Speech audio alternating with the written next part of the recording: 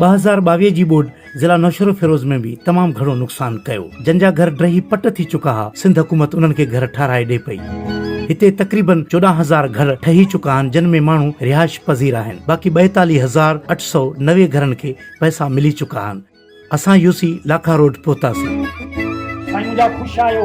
ॿियो ख़ैर साईं, ख़ैर हर तरह करम मौला साईं, मौला जा करम तां खुश आहियो। अल्हम्दुलिल्लाह, दुआऊं अल्लाह जा एहसान। साईं साहब की संगत खुश आयो, ता भली भली करे आयो। साईं मुझा वॾियूं महिरबानियूं कुर्ब। अदा बस हाणे असां त कराची रहूं था अॼुकल्ह। जी साईं। बस पोइ इहा ख़बर पई त बाबा तव्हांखे सिंध गवर्नमेंट जे तरफ़ां घर मिलियो आहे ठही। बिल्कुलु त बिल्कुलु। असां चयो असां ॾिसूं बि सही, वाह, अखियुनि ॾिठो अहवाल। न न बाबा, सही आहे न? बिल्कुलु। त पोइ तव्हां चयो हाल अहवाल बि कजे, सिंध जा सुगड़ आयो, असांखे ॾियो हवाल कीअं तव्हांजो घर ड्रहियो, छा थियो, बरसाति में आयो या सैलाब आयो? साईं मुंहिंजा इहो त हिन धरतीअ वारनि सभिनी माण्हुनि खे ख़बर आहे त सिंध में वॾियूं आफ़त बरसातूं आयूं। बेशक। पोइ उन काथे ॿोड़े घर केरिया, काथे मींहं वसी वसी ॻारे घर केरिया। बेशक। पोइ उहे ॾुखिया ॾींहं हा रब टारिया आहिनि, पर असां सुघड़ माण्हू आहियूं। उहा सॼी कहाणी हिकिड़े बैत में अलीगुल सुणा। उहा ईअं आहे त आई आफ़त असां ते, वॾा वाका कयूं वसकार, बरसाति बीहे न पई, ॿोड़े छॾियईं ॿुढा तोड़े ॿार। मींहं मुतासिर माण्हू हिते पिया लीला आहिनि लाचार। पोइ त सर्वे शुरू थई माण्हुनि जी, सरकार लधी सार। टीमूं आयूं घरनि में, ॼण पिया दिला सा दिलदार। कुर्ब कया SPHF, जंहिंमें माण्हू मज़ेदार। ख़बर मिली ख़ैर सां त 75 आया अथव हज़ार।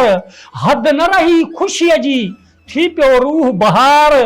पोइ सिरूं सीमट सरीअ जा थियासीं खाशा ख़रीदार।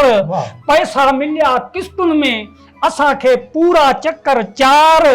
DPC लेंटर छत पलेस्तर तकड़ा कयमि तयार। हाणे घर असांजो ठही वियो आहे, ॾिसो सुहिणा हे सिंगार। हे हमदर्दी हुकूमत जी आहे निमाया निर्वार। असां गवर्नमेंट सिंध जा आहियूं दिल सां शुक्र गुज़ार। उहे आला अमलदार सदाई सुखिया हुजनि, सो भारो चए। सो अलीगुल साईं इहो हवाला त ईअं मींहनि मुतासिर कयो, ईअं अल्हम्दुलिल्लाह घर ठही मिलियो आहे।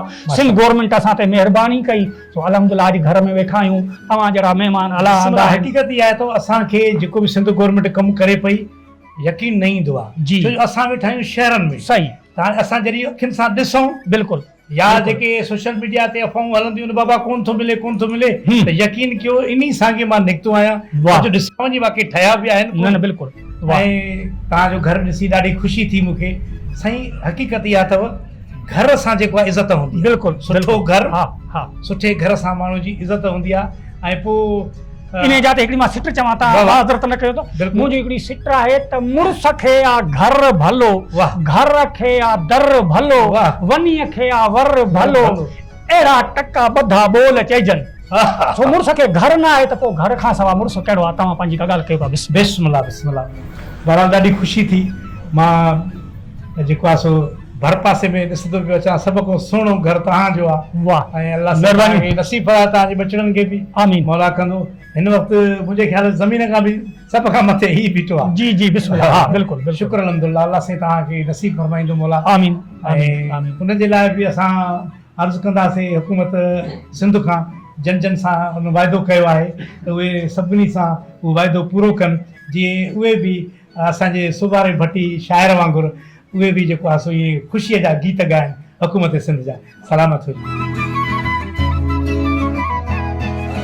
माशाल्लाह ज़बरदस्त फर्श पक्का, दरियूं दर, कलर, जेके पैसा इहे मिलनि था न 4 किस्तुनि में तव्हांजे अकाउंट में जेके अचनि था, इहे सिर्फ़ु घर जे लाइ आहिनि। बिल्कुलु। माना ॿिए इस्तेमाल में न थियनि, छो जो घर माण्हू खे हूंदो त घर जी त इज़त ई पंहिंजी आहे। घर जहिड़ी नेमत ई कान्हे, नेमत ई पंहिंजी आहे। उन घर खे त असां वस कयो आहे सुहिणो करे। गवर्नमेंट जेतिरी असां सां सहायता कई, उन खां असां वधीक महिनत करे ऐं उनखे सिंगारियो आहे।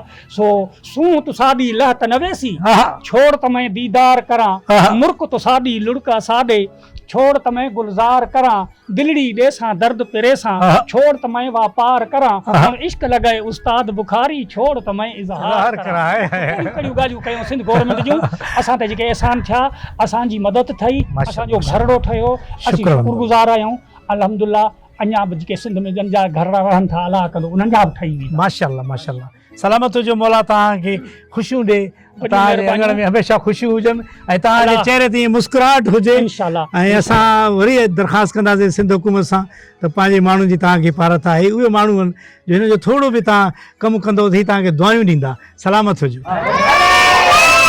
वाह वाह वाह वाह वाह